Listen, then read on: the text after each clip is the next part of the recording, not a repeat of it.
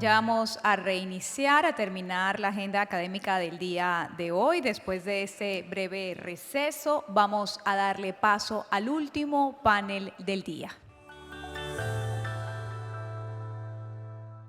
Panel. Equilibrio de poderes. Garantías para la construcción de un mejor país. Marjorie Zúñiga Romero, magistrada de la Corte Suprema de Justicia.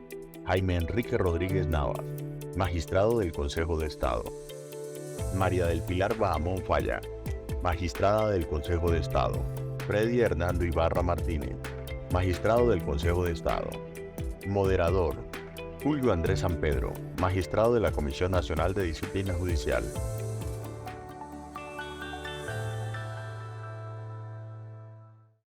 Bienvenidos a la Semana Arpel Naturgas 2024. Doctor Julio, tiene usted la palabra. Buenas tardes a todos y bienvenidos a este panel. Primero, agradecer la invitación de Naturgas a participar en este evento tan importante y a que oigan las ideas que desde el Poder Judicial se pueden formular acerca de un tema tan importante como es el equilibrio de poderes. Un tema que se constituye como un pilar en la construcción de un Estado social y democrático de derecho, pero que además supone una referencia permanente a las decisiones que se puedan tomar y a las relaciones entre los diversos poderes del Estado.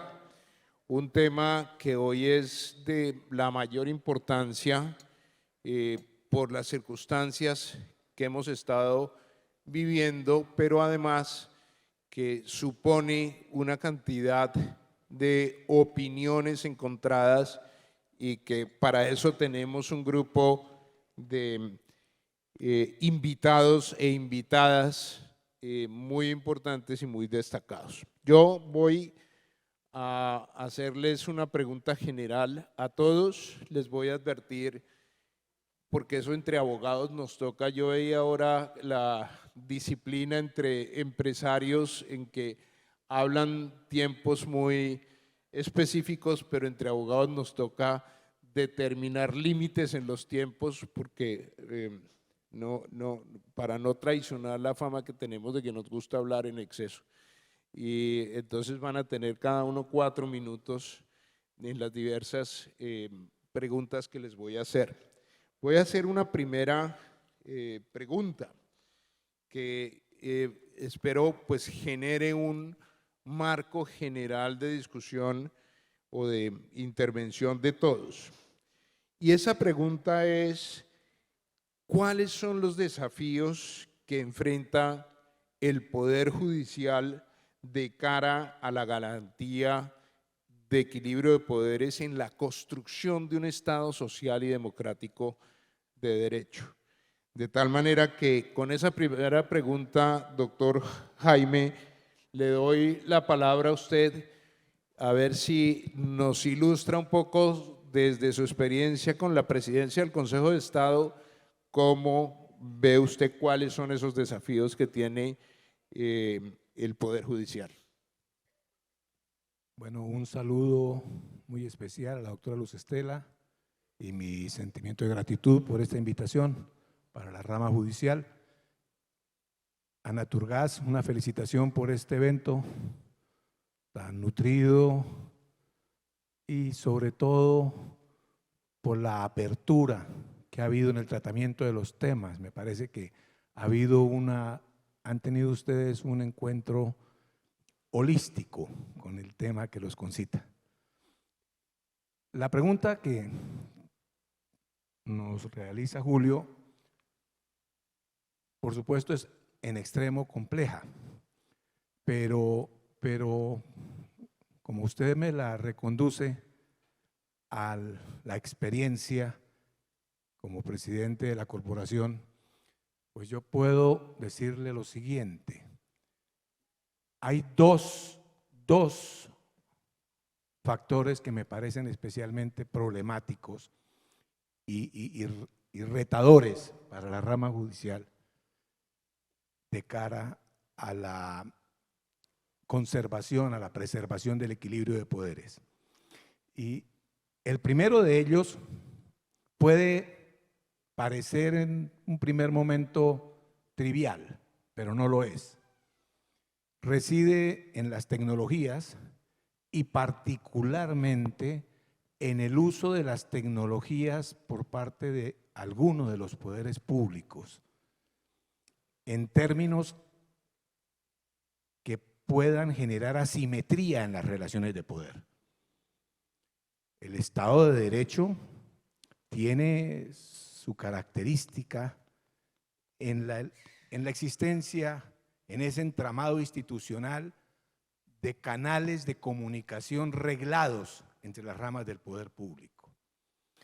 Y me parece a mí que un fenómeno que además no es en modo alguno exclusivo de nuestro país, un fenómeno que se presenta en la contemporaneidad cada vez con más frecuencia es el empleo que están haciendo los jefes de Estado de redes sociales para establecer comunicaciones con la sociedad.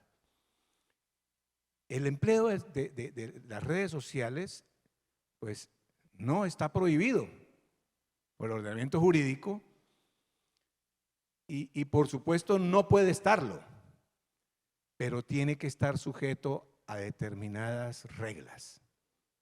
Así, por ejemplo, el manejo de las relaciones interinstitucionales en un Estado social de derecho no se puede hacer a través de medios de red, porque en esos términos se genera una asimetría entre el Poder Ejecutivo y, por ejemplo, la rama judicial.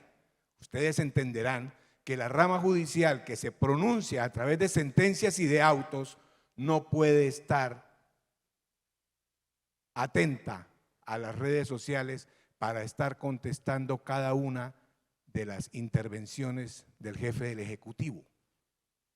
Entonces, eso genera una relación asimétrica y se toca con el segundo factor, doctor Julio, que es la capacidad de convocatoria que tiene el jefe del Ejecutivo, puesta al servicio de llamar a la protesta social, no como protesta social, porque independientemente del llamado que haga el presidente, que siempre puede hacerse con el mejor propósito, termina sirviendo de medio para que esa protesta social oficie como medio de presión de facto a las decisiones judiciales.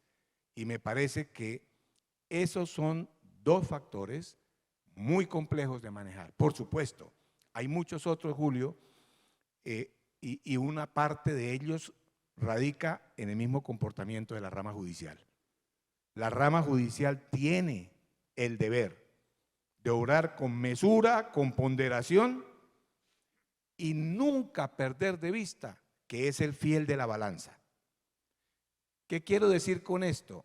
Algunos sectores de la opinión pública en un país profundamente radicalizado pueden caer en la tentación de incitar a la rama judicial a través de sus representantes para que emitan opiniones que pueden ser fabulosas como titulares de prensa, pero nefastas para el equilibrio de las instituciones y para el buen funcionamiento de la democracia. Muchas gracias, doctor Jaime. Yo voy a hacer un salto y voy a ir a la Corte Suprema y después vuelvo al Consejo de Estado. Aquí es más fácil que en el edificio allá en Bogotá. Marjorie, ¿tú qué piensas de los desafíos que enfrenta el Poder Judicial de cara a la garantía de equilibrio de poderes? Gracias, Julio. Primero que todo, un saludo a la doctora Luz Estela por esta invitación, un saludo a mis compañeros de panel, a ti, Julio, como moderador, y un agradecimiento a todos. Celebro que estemos aquí y que se haya elegido este tema. En un panel anterior alguien decía que había Congreso de la República y también había Cortes, y yo creo que este es un vivo ejemplo de ello. Antes de explicar eso me gustaría retomar lo que está diciendo el doctor Jaime sobre ese punto importante de el efecto de la incidencia de los medios de comunicación en la rama judicial y sus desafíos. Para nadie es un secreto que la Corte Suprema acaba de superar un gran desafío en este año, que fue la elección de la fiscal general de la Nación. Y eso, doctor Jaime, es uno de los peligros o de la interferencia que puede tener los medios de comunicación en la rama judicial, porque claro que fue un desafío.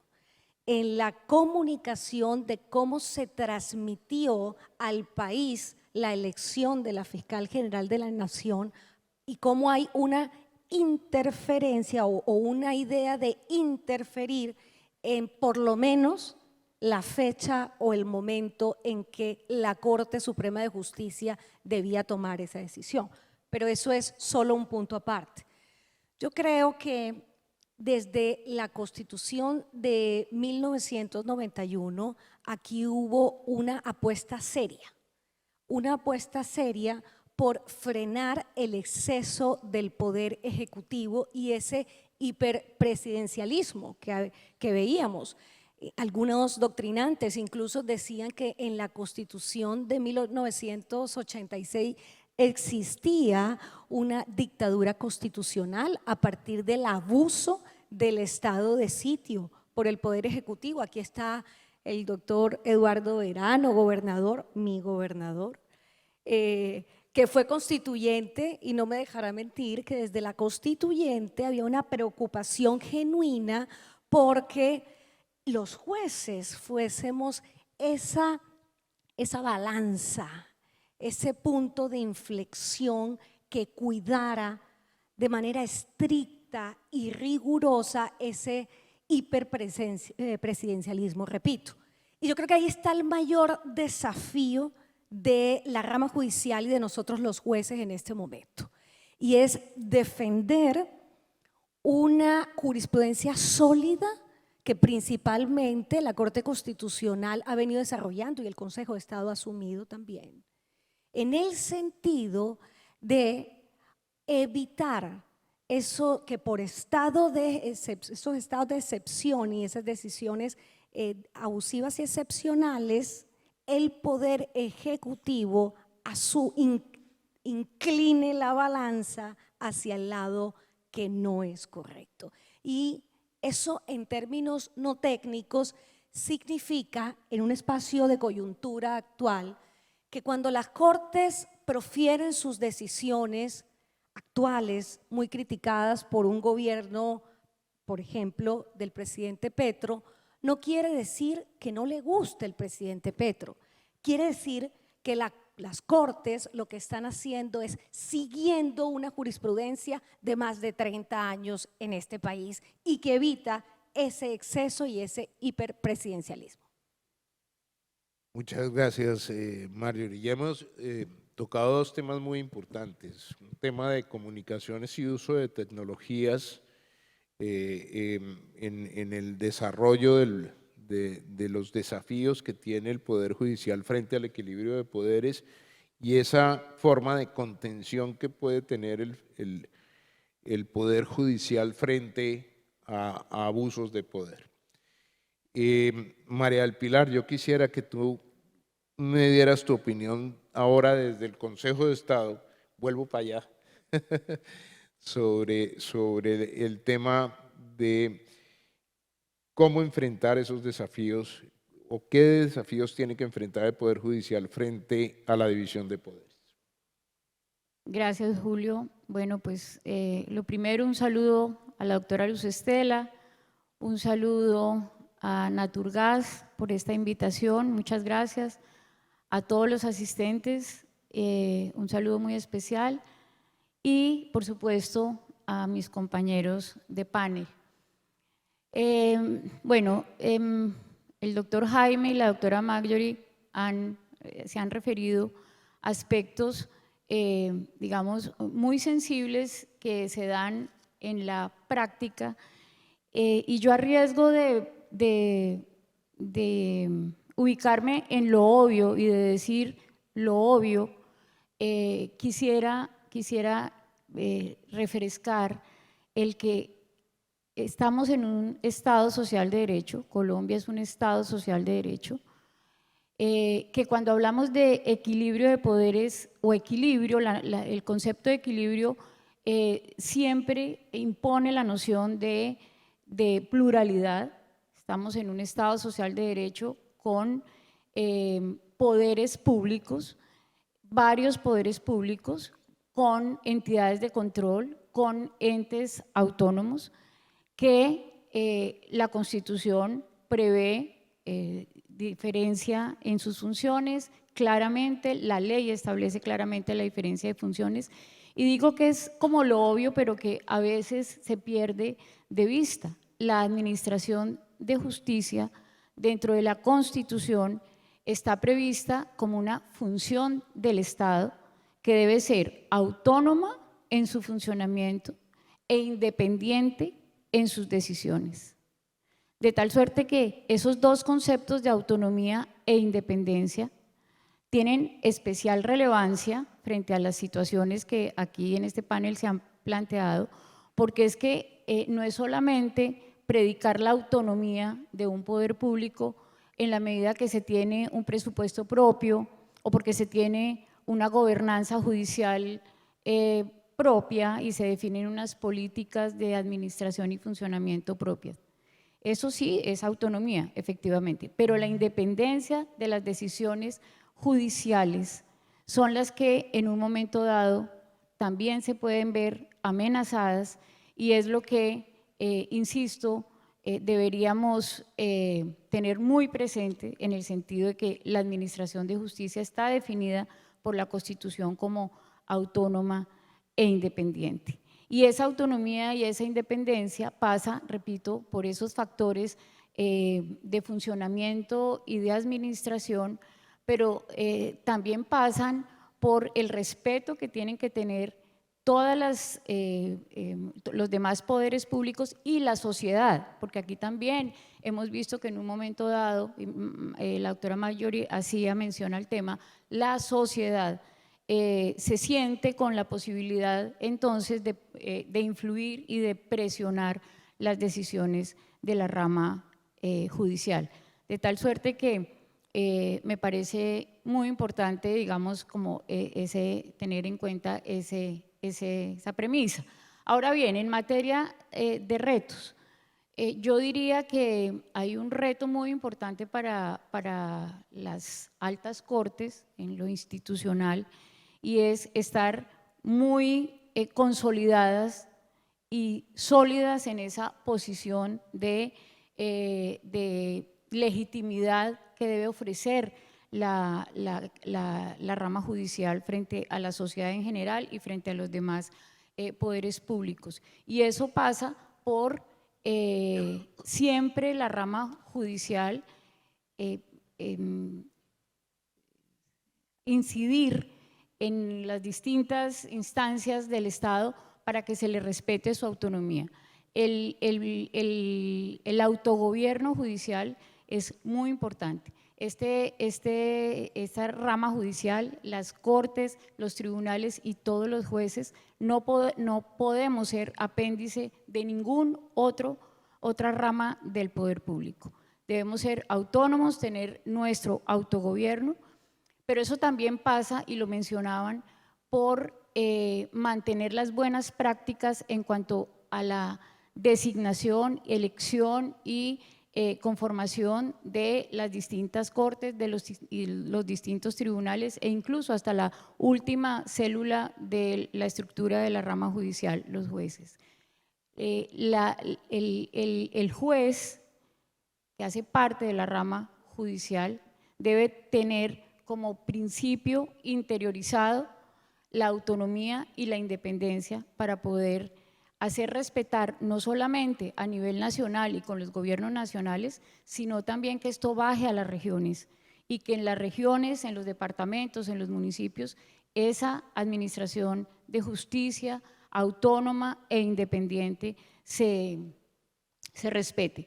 Y voy a hacer una cuña en este foro, ya que veo funcionarios, servidores públicos de alto nivel, y bueno, es una cuña ya en punto al Consejo de Estado. El Consejo de Estado tiene, por supuesto, un reto muy importante frente al ejercicio de su función jurisdiccional, lo cual desarrolla a través de la Sala de lo Contencioso Administrativo, pero también tiene un ejercicio funcional a nivel de la función consultiva a través de la Sala de Consulta y Servicio Civil.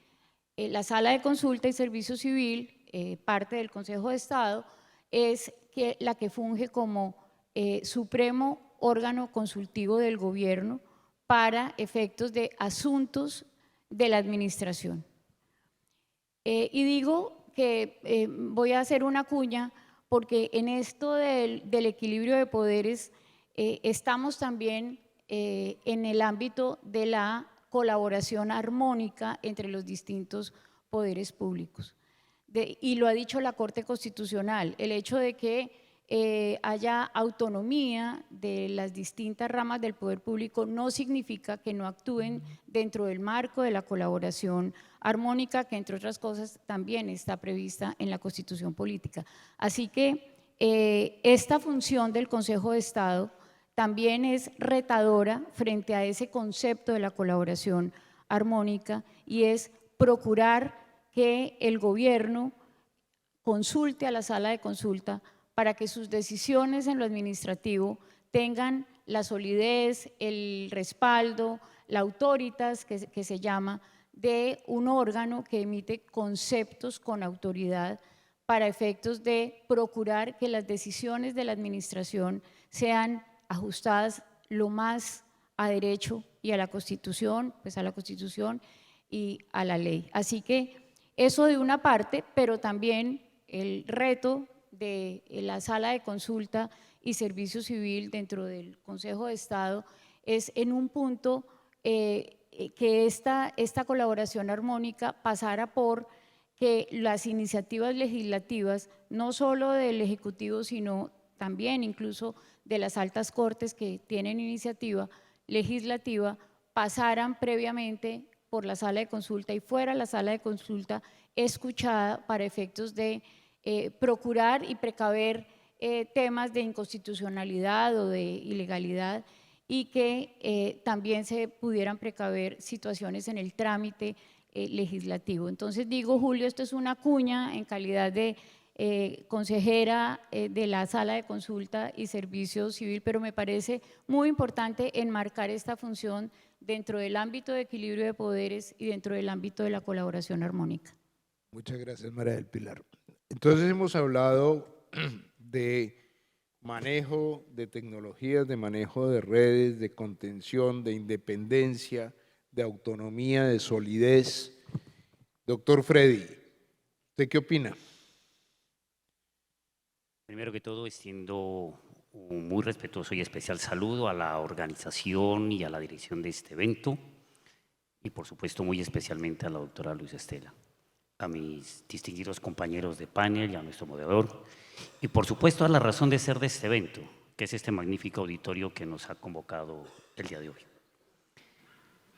Este tema del equilibrio de poderes y los retos que supone en la vida actual del Estado, todos bien sabemos que no es un tema nuevo, es un tema de siempre, desde cuando el Estado como organización jurídico-político de la sociedad existe.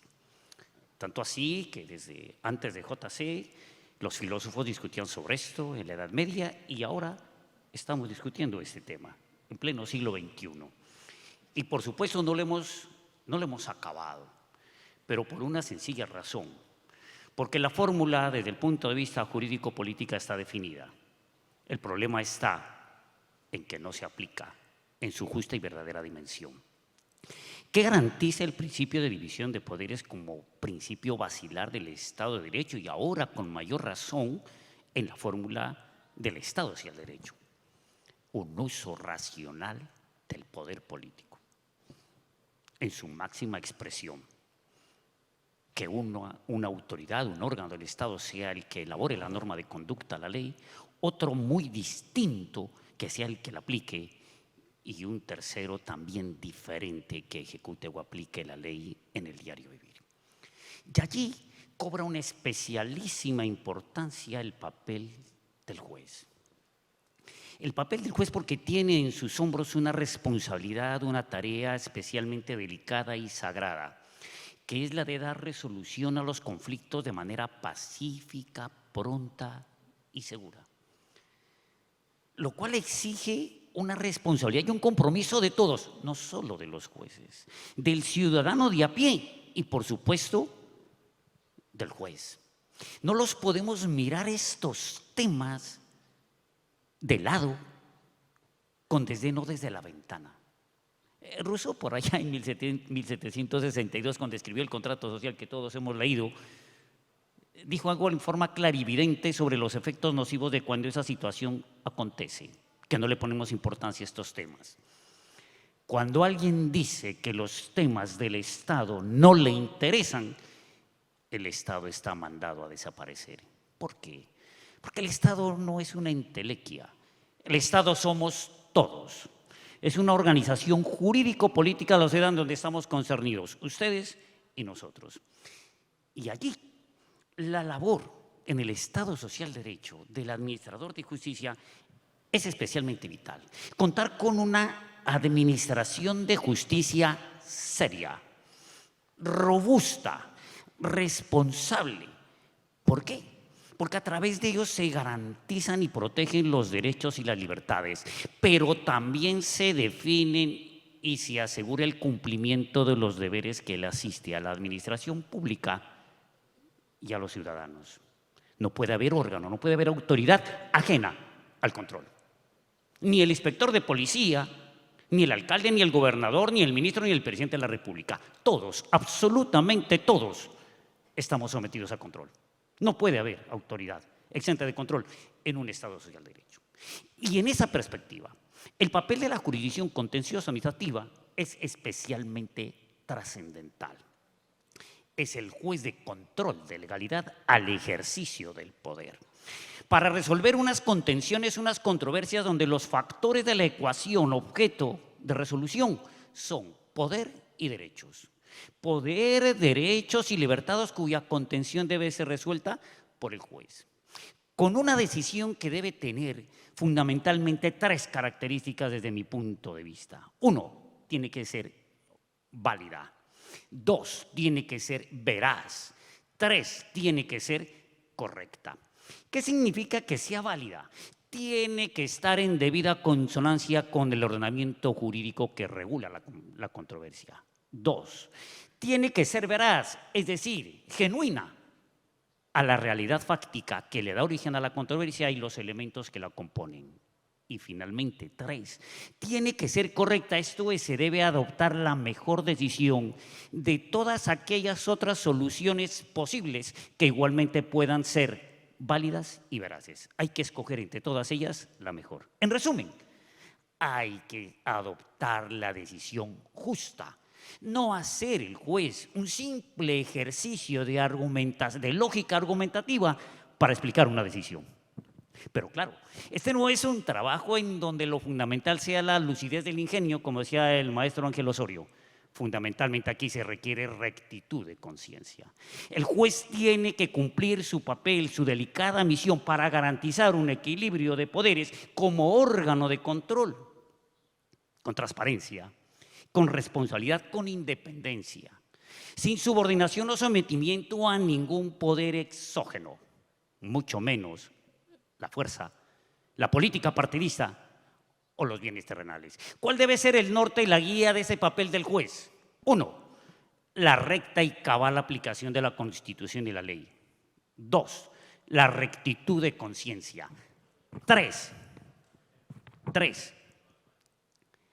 la coherencia a la luz de la autonomía de sus convicciones. En tiempos tan aciagos como los que estamos atravesando, donde campea por doquier las conductas de corrupción, el abuso del poder, el irrespeto, el desconocimiento de los derechos del ciudadano, el vacío que le queda a este Estado es una rama judicial, unos jueces que cumplan de manera cabal, recta y segura su misión. De lo contrario, en medio de toda esta turbulencia en que enfrentamos, el único bastión que nos queda es la rama judicial. Si no existiera, aún con los errores y defectos que tenemos en el funcionamiento de la rama judicial, hubiéramos dicho apague la luz y vámonos, ahora que estamos hablando de servicios públicos. Muchas gracias, doctor Freddy. Yo creo que hemos llegado a un punto en donde se ha tocado un tema que me parece fundamental en la reflexión que estamos haciendo, que es el papel del juez. Y ese papel del juez y de los jueces y de la rama judicial genera una serie de tensiones cuando se toman decisiones de orden administrativo o de orden judicial.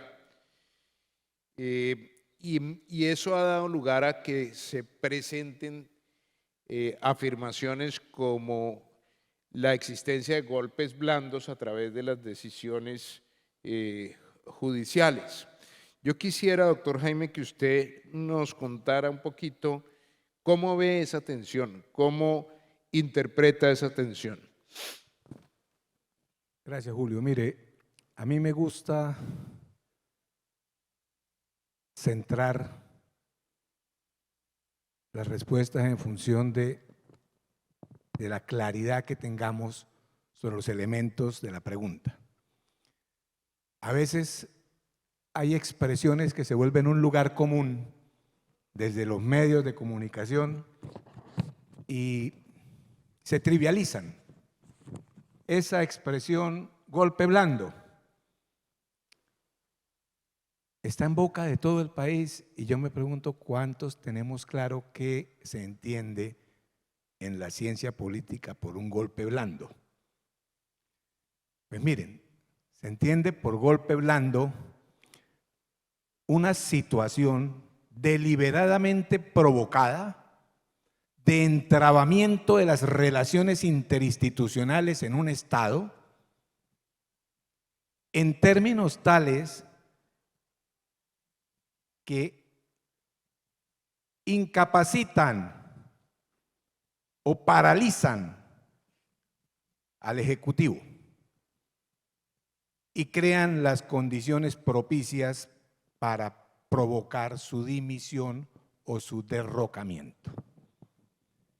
Pues bien, puestas las cosas en su sitio, preguntémonos si es la situación del país.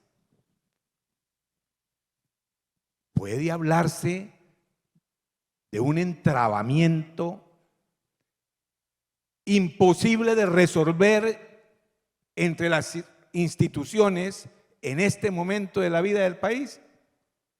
Creo que a nadie con cabeza fría le sería dado responder que sí.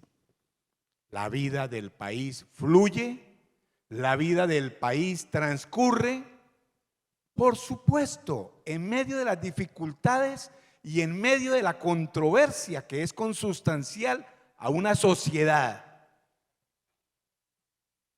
pero fluye. Segundo, puede pensarse que haya un ánimo deliberado de las otras ramas del poder público de provocar parálisis en el Ejecutivo. Yo les voy a decir una cosa, y se lo decía alguna vez al señor presidente de la República, le dije, el Consejo de Estado es una corporación variopinta. Allí han tenido asientos personas de las más diferentes latitudes del país y allí tienen asiento personas de muy diferente lineamiento ideológico. La posibilidad de que se encuentren 3 consejeros de Estado y se pongan de acuerdo, 3 solamente de los 31 que conforman la corporación, y se pongan de acuerdo en una estrategia para entrabar las relaciones con el Ejecutivo es absolutamente impensable. Pero además, porque el Consejo de Estado, como defensor que es de la legalidad, honra ese papel. Y sus decisiones se adoptan en derecho. Las decisiones de la rama judicial, por supuesto que pueden controvertirse, pero deben controvertirse por los cauces institucionalmente previstos para el efecto. Las decisiones son pasibles de recursos. Los jueces son recusables y son sujetos de investigación disciplinaria y penal si abandonan ese cauce que les corresponde de la defensa de la legalidad. Pero lo más importante, ¿puede pensarse en este momento que hay un estado de parálisis del Ejecutivo? Excúsenme. Dos cosas diferentes. Una cosa es que tengamos un gobierno legítimamente elegido, que tiene el derecho y por supuesto el deber de darle cauce a las promesas electorales que hizo y a su programa de gobierno. Y otra cosa es preguntarnos si se está dando ese cauce por los medios que están dispuestos en la Constitución y en la ley. Si se está dando, no hay problema. Las decisiones no serán tocadas por la rama judicial y por el contencioso administrativo porque no le corresponde. Si no lo están, pues serán sujetos de medidas cautelares y de sentencias desfavorables. Pero yo les voy a decir una cosa. De nuevo toco a la sociedad y a sus medios de expresión. Si ustedes hicieran un muestreo de las decisiones que ha tomado el Consejo de Estado, van a encontrar innumerables decisiones que han tenido signo favorable a la legalidad. Es decir, se ha confirmado que eran legales. Bien sea provisionalmente, porque no hubo lugar a la cautela, o bien sea en forma definitiva. Pero son incontables. Pero los medios muchas veces no reparan sino en lo negativo. Y entonces le ponen la lupa a aquellas decisiones que han sido adversas al gobierno para poder hacer uso de una expresión que a todos nos parece encantarnos, y es choque de trenes. Hay choque de trenes, hay conflicto. El Consejo de Estado está en contra de… No, el Consejo de Estado no está en contra de nada. El Consejo de Estado está tomando decisiones y cuando los actos del Ejecutivo son contrarios a la ley, pues necesariamente corren la suerte en el juicio que haga el Consejo de Estado. Ahora, este no es un problema que yo quiera reconducir a las relaciones actuales entre el gobierno y el Ejecutivo. Este ha sido un problema de siempre.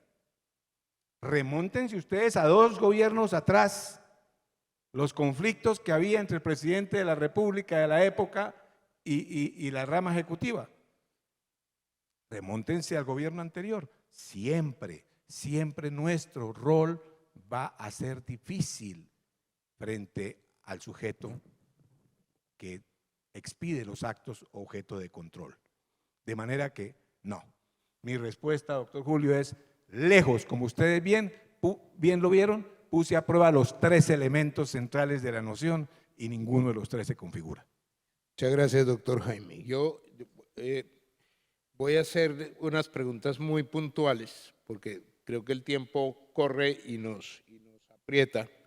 Pero yo sí quisiera, Marjorie, que nos contaras un poquito el tema de estabilidad laboral reforzada, cómo se ha concretado en el tema en los trabajadores con discapacidad desde la Corte Suprema de Justicia? Sí, este es un problema que tiene la legislación laboral y este auditorio yo entiendo que está mayoritariamente conformado por empresarios. Una cifra, Julio, nosotros hemos hecho un estudio y hay alrededor de más de 25.000 litigios que involucran esta problemática. Me explico. El problema central aquí es cuando un empleador puede despedir por alguna de las justas causas a un trabajador que o está enfermo o está en situación de discapacidad.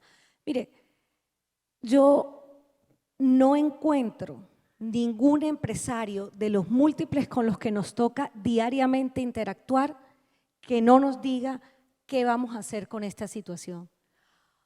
¿Y qué vamos a hacer con esta situación que no es nueva? Desde el año 1997 viene este problema en Colombia y es curioso porque lo crea sin pretenderlo, sin proponérselo, una ley que la recordarán, la ley Klopatowski, porque era su ponente en el año 1997 y tenía un artículo, pues la ley en general lo que pretendía válidamente era evitar la discriminación de las personas y trabajadores en situación de discapacidad y su acceso al mercado de trabajo. Pero hizo todo lo contrario. El exceso de protección en algún momento puede generar desprotección. Y lo que hizo fue, a partir de su interpretación, darle eso, una interpretación confusa y excesiva al punto que el empresario no tiene ni idea qué hacer cuando se presenta un trabajador en esto. Y pretender asimilar la discapacidad a la enfermedad es un error gravísimo. Porque imaginen esto, imaginen conmigo o recuerden cuántas personas conocen que les han dicho en el último año, tengo un cáncer, tengo una enfermedad respiratoria, tengo una alopecia, que aquí veo muchos hombres que… ¿Sí? Y entonces voy a poner el caso de la alopecia, por ejemplo. La alopecia es una enfermedad. Ahora, ¿es una discapacidad? Por ejemplo, si yo hiciera el ejercicio en este auditorio de preguntarles ¿quién tiene una deficiencia? Internamente, la gente no es tan valiente, internamente nadie se atreve, pero yo levantaría la mano. Yo la tengo miopía, ¿sí? Y eso es una deficiencia visual.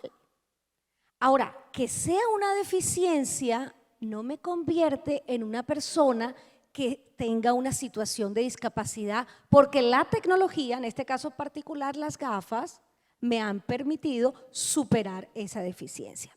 ¿Qué ha pasado en esta época, Julio? La interpretación de esa norma ha llevado a un exceso como el que les voy a contar ahora. Un trabajador, por ejemplo, es despedido y demanda a su empleador porque dice, yo tengo una protección de estabilidad laboral reforzada. ¿Por qué? A mí me despidieron cuando yo estaba enfermo. ¿Y usted qué tenía? Un uñero, o sea, una uña encarnada, no sé cómo se dice, en la costa decimos uñero, no sé cómo se dice en otras partes. Una uña encarnada. Y el señor dijo y presentó un proceso.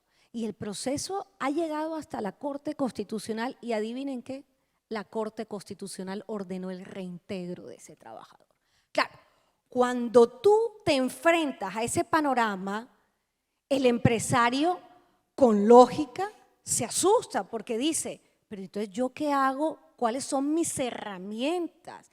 Y creo que equivocadamente han querido vender la idea de que los empresarios quieren o no contratar personas en situación de discapacidad o cuando tengan una persona enferma despedirlo, y yo creo que no es así. Creo que lo que los reclaman los empresarios es normas claras, reglas claras en una relación laboral. No creo que haya una persecución en ese sentido contra este tipo de trabajadores, sin que eso implique, por supuesto, que no haya casos excepcionales, pero no creo en esa persecución. ¿Qué hizo la Corte Suprema de Justicia? Acaba de cambiar 20 años de jurisprudencia. Porque mientras nosotros nos debatíamos en la ley del 97, en el mundo, estábamos en otra discusión, que a Colombia las cosas llegan un poco tarde, que comenzó desde finales del siglo XIX, y es ¿qué entendemos por una persona en situación de discapacidad? Y tenemos una convención de Naciones Unidas que nos dice que entendemos. Una persona en situación de discapacidad es la que tiene una deficiencia, es decir, una perturbación funcional, también en cualquier órgano, pero con esa deficiencia interactúan barreras. Tienen que existir las dos cosas. ¿Por qué? Porque en el mundo se transitó de un modelo médico rehabilitador que entendía que la discapacidad es un problema de la persona, y transitamos a entender que la discapacidad es un problema que radica en la sociedad. Y cuando uno hace ese salto y entiende esto y lo lleva al plano laboral, entiende que pueden haber, ojo, personas que tengan deficiencias pero no tienen barreras, y en esa medida no será una persona en situación de discapacidad, y en esa medida no tendrá el famoso fuero de estabilidad laboral reforzada. Pongo un ejemplo. ¿Qué pasaría si yo tengo en mi entorno laboral una persona que tiene una deficiencia de movilidad, pero yo adapto mi sitio de trabajo como empleador para esa persona? Hago uso, por ejemplo, del teletrabajo, tengo espacios geográficos dentro de mi arquitectura que me permite que el trabajador tenga, ejerza su derecho al trabajo en condiciones iguales a los de sus compañeros. En esa medida, la Corte, en su nueva jurisprudencia, lo que dice, ahí usted no tiene el fuero de estabilidad laboral reforzada. Luego, si usted incurre en una justa causa para ser despedido, yo no tengo que pasar por el viacrucis de ir al Ministerio del Trabajo, pedir una autorización que quizá nunca me den, o tener a un trabajador que tiene en mi empresa 5 años, no presta ningún servicio, pero yo le tengo que seguir pagando el salario. Y eso es lo que intenta evitar la nueva jurisprudencia de la Corte Suprema. Muchas gracias, Marjorie. Una pregunta muy concreta, María del Pilar. ¿Cómo hacer efectivo esa división de poderes en el aseguramiento del deber que tiene el Estado en la prestación de los servicios públicos? Pues bueno, Julio, eso en general depende, esa concreción depende del modelo de Estado que adopten las naciones. Si optan por un Estado proveedor, productor y proveedor, o si se opta por un Estado que compite, pero que a la vez protege y promueve la competencia en términos de libre y leal competencia en un mercado competitivo. Esa es la filosofía que adopta la Constitución Política del 91, que la introduce dentro de todo su título de intervención del Estado en la economía. Y los servicios públicos, pues por supuesto, por ser un sector tan importante de la economía, pues no están ajenos a esto. El artículo 265 de la Constitución Política establece que los servicios públicos cumplen, o el propósito de los servicios públicos es permitir el cumplimiento de los fines del Estado y que son inherentes a las finalidades del Estado. Dice que el Estado los puede prestar directamente o indirectamente a través de los particulares, pero dice que la intervención del Estado, la intervención en la economía le corresponde al Estado. Y de tal suerte, al Estado le corresponde ejercer la función regulatoria, la función de dirección de la economía y la función de control y vigilancia. Y dentro de todo ese marco se mueve la actividad de los particulares en la prestación de los servicios públicos y el Estado, por supuesto, en el ejercicio de sus funciones frente a los servicios públicos, que entre otras cosas puede implicar o puede comprender el ser agente activo dentro del mercado de los servicios públicos. Y en la Constitución y en la ley, el equilibrio de los poderes, que es su pregunta, se concreta claramente estableciendo las facultades, las funciones que tiene el legislador, las funciones que tiene el Ejecutivo en cabeza del Presidente de la República y el Ejecutivo en cabeza de las comisiones de regulación.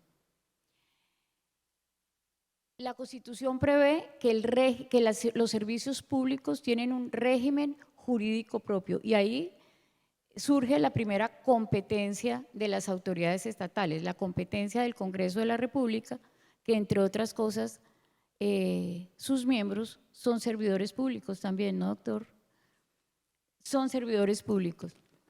Esa es la primera función la primera competencia que atribuye la Constitución en materia de servicios públicos. El régimen jurídico de prestación de los servicios públicos está a cargo del Congreso de la República. También establece, y eso es consistente con otra disposición constitucional que dice el Congreso de la República debe expedir la ley de los servicios públicos, es decir, el 265 de la Constitución con el 150 que establece las funciones del Congreso son consistentes en atribuirle al Congreso de la República esa función. También, por supuesto, el presidente tiene funciones directamente atribuidas a la figura del presidente de la República, que son definir la política en materia de control de eficiencia de los servicios públicos, de administración y control de eficiencia de los servicios públicos. A la vez, la misma Constitución le otorgó al Congreso de la República la definición de la estructura del Estado. Y en esa definición de la estructura del Estado, el Congreso de la República creó a través de la Ley 142 las comisiones de regulación. Y creó la CREC, y creó la CRA, y creó la Comisión de Telecomunicaciones en ese entonces, hoy la Comisión de Regulación de Comunicaciones. Y en esa medida están distribuidas las funciones del Estado frente a, y la Superintendencia de Servicios Públicos Domiciliarios, que ejerce control y vigilancia en la prestación de los servicios públicos. Y toda esta institucionalidad alrededor de los servicios públicos está atravesada por el equilibrio de poderes. Precisamente el legislador con sus atribuciones y el Ejecutivo con sus atribuciones, y dentro del Ejecutivo con sus atribuciones, el Presidente de la República y las comisiones de regulación. Y el Presidente de la República, en su momento, decidió delegar las funciones, porque además se lo permite o se lo autoriza la Ley 142, delegar esas funciones en las comisiones de regulación. Con una observación, las comisiones de regulación tienen funciones propias atribuidas por la ley y funciones delegadas por el Presidente de la República. Y dentro de esas funciones propias están, por ejemplo, el tema tarifario. El tema tarifario primigeniamente está atribuido al legislador y el legislador debe definir el modelo tarifario de los servicios públicos y le otorga a las comisiones de regulación funciones frente al régimen tarifario cuando ocurre alguna falla en el mercado. Y cuando las comisiones de regulación, al hacer el análisis del mercado, consideran que deben intervenir en el tema tarifario. Y eso tiene que ver también con los temas de vigencia vigentes últimamente, y es esa posibilidad de retomar la figura presidencial de las funciones de las comisiones de regulación. Tiene que tener mucho cuidado. Si se trata de una función delegada que tiene que ver con el funcionamiento, con la administración y con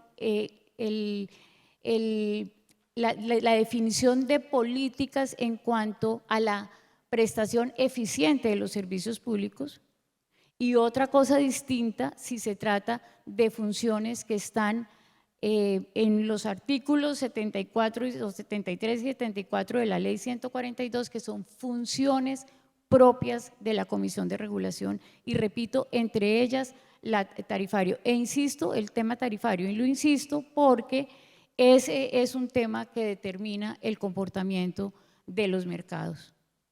Y hay una intervención también, y hablando del equilibrio de poderes, la regulación no solamente se hace a través de normas, la regulación también puede ser a través de informes, de recomendaciones, de análisis sectoriales que pueden hacer las instituciones del Estado, pero también a través de declaraciones, a través de intervenciones, a través de Twitter, a través de declaraciones públicas en cualquier escenario. Eso también determina los mercados.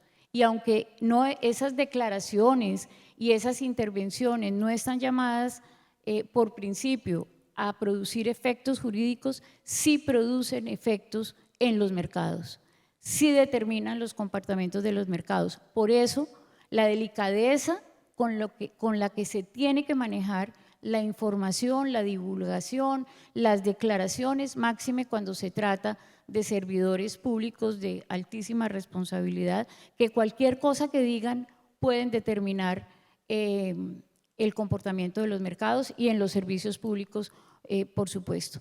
Entonces, para contestar la pregunta, ¿cómo se concreta? Nuestra normativa, tanto constitucional como legal, como reglamentaria y regulatoria, está muy claramente definida. Nosotros tenemos el panorama institucional de equilibrio de poderes dentro del marco, repito, de la colaboración armónica. Otra cosa es que se respete ese equilibrio de poderes en los servicios públicos, por supuesto con las consecuencias que puede tener el tema, y es pues las decisiones judiciales que declaren en un momento dado inconstitucional o legal o ilegal una decisión del Ejecutivo. Gracias, María del Pilar. Freddy, en esta época de reformas y de cambios, ¿cómo mantener la defensa y en la confianza legítima en el sistema judicial frente a la implementación de reformas y a la generación de precedentes judiciales que puedan cambiar? La pregunta tiene, desde mi punto de vista, una base que responde a la lógica popular. Hoy es un lugar común decir o afirmar que cuando hay una discusión entre dos abogados, hay tres posiciones diferentes. Porque se dice de nosotros los abogados que tenemos la capacidad pasmosa de hacer un nudo ciego con dos bananos. Y justamente el interrogante que me formula el doctor Julio Andrés lleva a eso. ¿Dónde queda la seguridad jurídica y dónde queda la confianza legítima en la praxis judicial, en la aplicación del precedente y la coherencia en la decisión judicial? Estimo yo que la base de la seguridad jurídica y por consiguiente la confianza del ciudadano en la administración de justicia y por tanto la legitimidad institucional, la credibilidad del ciudadano en las instituciones y sus autoridades, cuando menos exige 4 elementos. Uno primero, un sistema jurídico debidamente definido, coherente y de futuro. Es decir, normas y reglas claras. El carácter cambiante del derecho, ya lo había advertido Herring, que dice que tiene una velocidad pasmosa que se devora a sí mismo. Pero lo que no podemos hacer es legislar de manera no responsable y no seria, sino simplemente al calor del titular de prensa, del estruendo de los micrófonos o de los reflectores de las cámaras de televisión. Debemos tener una política legislativa seria y además responsable. 2, independencia judicial. 3, respeto de la decisión judicial. 4, legitimidad institucional. Para lograr eso, me dirán, ya en materia de servicios públicos, que es, digamos, el tema central que nos convoca, que nos congrega en este evento, pues lo tenemos allí presente, la regulación del tema de los servicios públicos. Y con un caso específico, el de los servicios públicos domiciliarios, los que están regulados en la Ley 142 del 94. Es decir, agua potable, alcantarillado, gas, energía eléctrica, menos alumbrado público, recolección, procesamiento y disposición final de basuras y telefonía, menos la básica conmutada. ¿Qué características tiene esa regulación?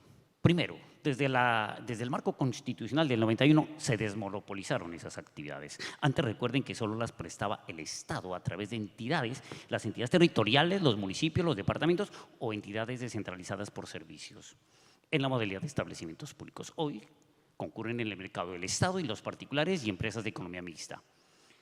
2. ¿Cuál es la regulación normativa? Los artículos 31 y 32 de la Ley 142/94, bien sabemos, establece un régimen exceptuado al Estatuto General de Contratación de la Administración Pública. Es un régimen exceptuado conforme al cual son contratos regulados por el derecho privado, excepto la utilización de las cláusulas llamadas exorbitantes.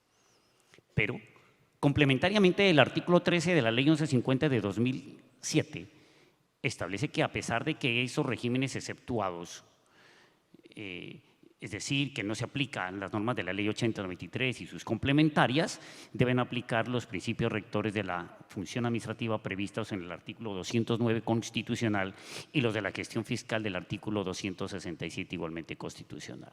Me dirán, pero mire, magistrado, que eso dice la norma, pero otra cosa está ocurriendo en la práctica. Lamentablemente, sí.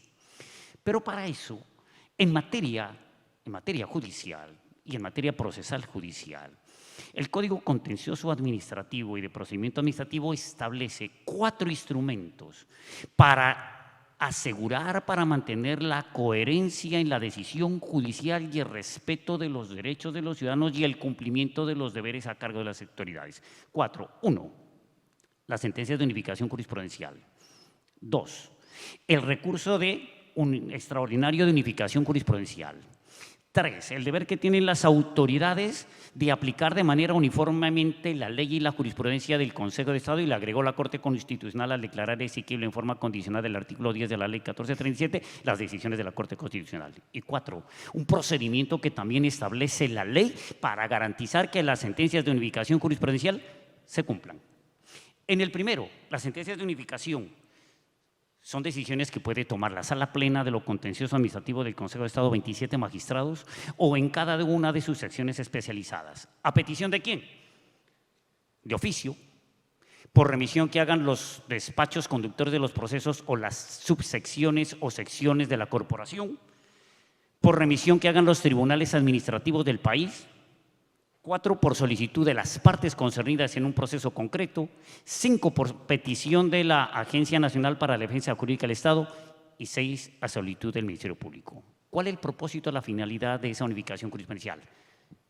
4 grandes aspectos. 1, asegurar, o mejor, la motivación, la importancia jurídica, la trascendencia económica o social, la necesidad de sentar jurisprudencia o de precisar su alcance, y 4, resolver las divergencias que en su interpretación y aplicación pueden suscitarse en la práctica.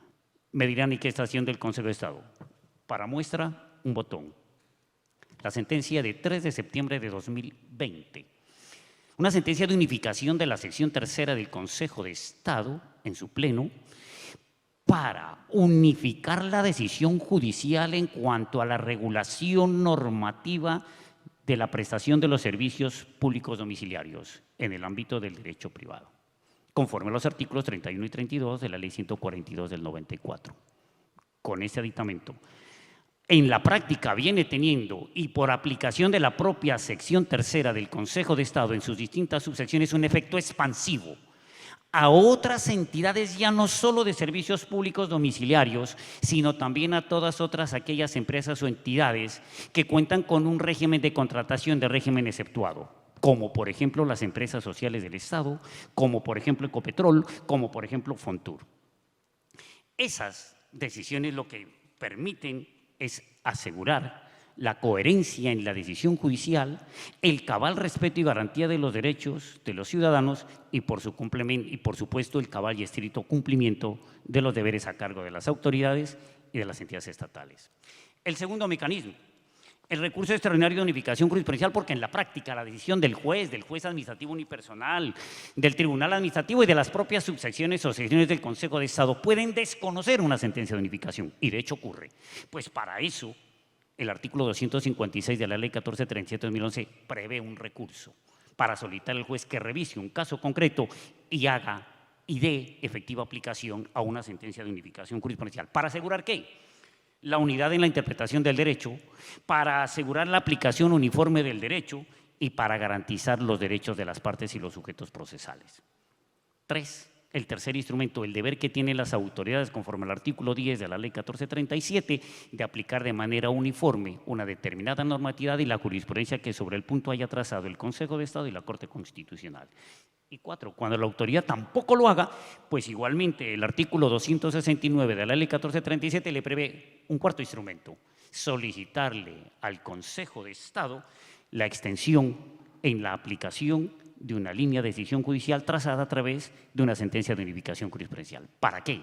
Para que haya coherencia en la decisión judicial, para que haya seguridad jurídica, para que se preserve la confianza legítima de los ciudadanos, de las autoridades y, por supuesto, lo más fundamental, la legitimidad institucional. El día en que el ciudadano deje de creer en sus jueces, el Estado de Derecho está mandado a desaparecer. Muchas gracias, Freddy.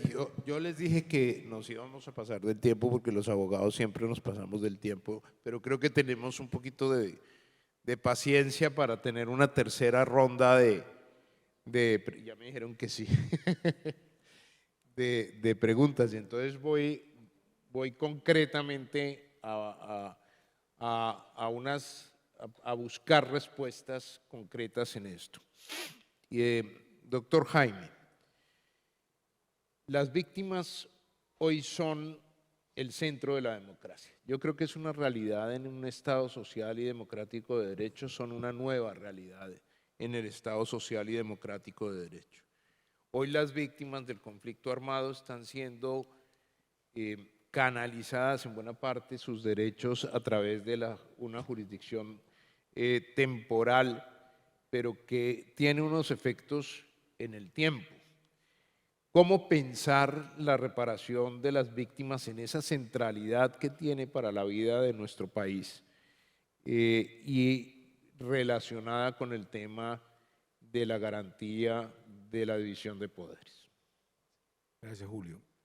Concretamente, como usted me lo dice, yo creo que ciertamente al país se le estaba haciendo tarde para pensar en que la ley de víctimas está llegando a su punto de extinción y que hay que buscar soluciones. Y justamente ayer o anteayer el señor Defensor del Pueblo dio a conocer en el diario El Tiempo la existencia y el trámite que actualmente hay en el Congreso de un proyecto de ley, que es el proyecto de ley 358 de 2024 de la Cámara, que entró por Cámara. Y la verdad me parece que en estos momentos ya no hay tiempo de hacer amplios debates sobre este tema. Yo lo que creo es que debería el Congreso de la República dar mayor publicidad, ser muy transparente en el trámite de ese proyecto, convocar a diversos sectores de la sociedad a pronunciarse en torno a ese proyecto y bueno, yo diría que en torno a él podemos concentrar los esfuerzos que hoy se necesitan. Me llamaría la atención que se convocara, por ejemplo, al Consejo de Estado para oírle y creo que nosotros tendríamos mucho que aportar porque la ley 1448, digamos, de pronto uno revisa todo el articulado de la ley y hay 4 artículos o 5 artículos que hacen mención a la acción de reparación directa y yo creo que la ley debe centrar más su atención en la acción de reparación directa y propiciar mecanismos para que las víctimas sean asesoradas para llegar al proceso de reparación, porque muchas veces las demandas se frustran porque lamentablemente las víctimas no tuvieron el acompañamiento de las instituciones para recabar el material probatorio necesario para llegar a feliz término. Pero pienso fundamentalmente, Julio, que ya en estos momentos es necesario abrazar ese proyecto y fortalecerlo lo más que se pueda con participación de todos los sectores de la sociedad, porque hemos caído en la trampa de pensar que estamos en una justicia transicional. No, tenemos que entrar en otra fase para entender que no es la justicia, estamos en una sociedad transicional. Y si no se logra permear a todos y cada uno de los sectores de la sociedad, de la mentalidad, de la filosofía, de la teleología que hay en ese proceso, definitivamente los resultados serán pobres. Muchas gracias, doctor Jaime. Mario, igual muy concreto. Has planteado una evolución de la jurisprudencia de la Corte Suprema que creo es enfrentada a los criterios de la Corte Constitucional. ¿Esto no afecta la seguridad jurídica? ¿Y crea inseguridad?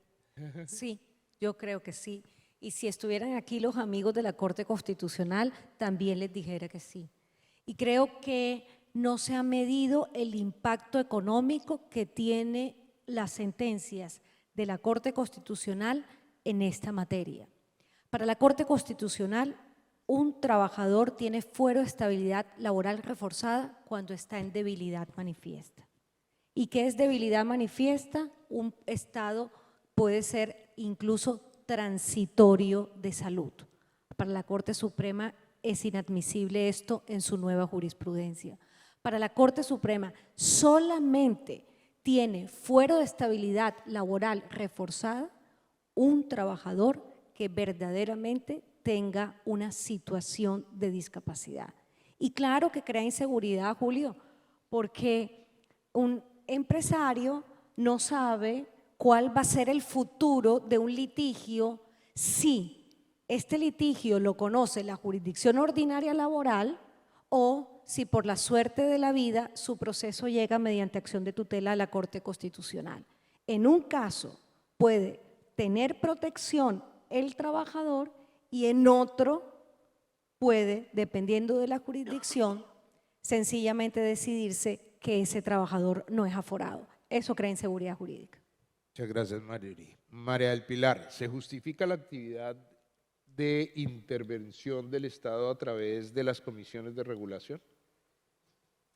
Yo creo que sí se justifica, Julio, y lo digo porque creo en la fortaleza técnica de las comisiones de regulación. Fortaleza técnica que se refleja en varias cosas, se refleja en el hecho de que, ya lo dije, las comisiones de regulación tienen funciones propias que les están atribuidas por la ley directamente. En consecuencia, estas funciones no pueden ser asumidas por otra autoridad del Estado ni por el presidente de la República, porque asumir funciones que no le corresponden es tanto como violar precisamente el equilibrio de poderes y pues, ejercer una función por fuera de la Constitución y la ley. Así que eso le da una solidez y una fortaleza a las comisiones de regulación, el hecho de que tienen funciones propias, y eso le da también autonomía. Le da autonomía y fortaleza el hecho de que es un cuerpo colegiado, que además está integrado por personal de un carácter técnico muy cualificado, que además tienen periodo fijo. Eso también le da fortaleza a las comisiones de regulación, y además porque las comisiones de regulación regulan a partir de datos, a partir de hechos comprobados, a partir de la experiencia, pero también a partir de la prospectiva a corto, mediano y largo plazo. De tal suerte que sí creo en la regulación o en la intervención estatal a través de la regulación de las comisiones de regulación. No debemos olvidar también que en 2014 la OCDE reconoció el papel de las comisiones de regulación en Colombia y la forma como regulan. Reconoció que utilizan una metodología propia, una metodología adecuada para regular. Reconoció que son organismos autónomos y que esa autonomía le permite moverse a las comisiones de regulación de manera independiente, de su nominador especialmente. Reconoció el mecanismo y el procedimiento de regulación a través de una publicación de la agenda regulatoria por parte de las comisiones de regulación, y valoró especialmente en Colombia la participación de los grupos de interés y de la ciudadanía en general en los procesos regulatorios, de tal suerte que sí creo que se deben mantener. Muchas gracias, María del Pilar. Finalmente, Freddy, en tu concepto, desde la posición también del Consejo de Estado, el país debiera priorizar la soberanía energética, por ejemplo, a través de la implementación de técnicas como el fracking.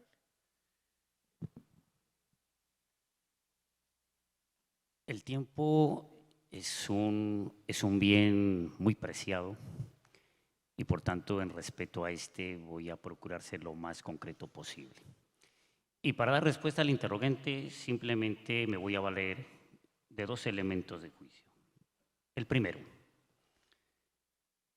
esa respuesta a ese crucial interrogante no nos corresponde a los jueces de la República.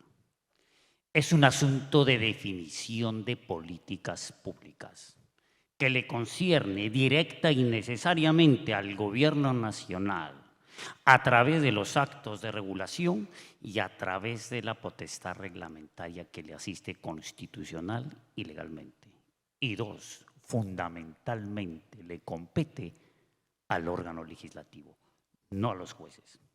Dos, al juez que le corresponde en ese escenario cumplir su papel de juez de estricta legalidad.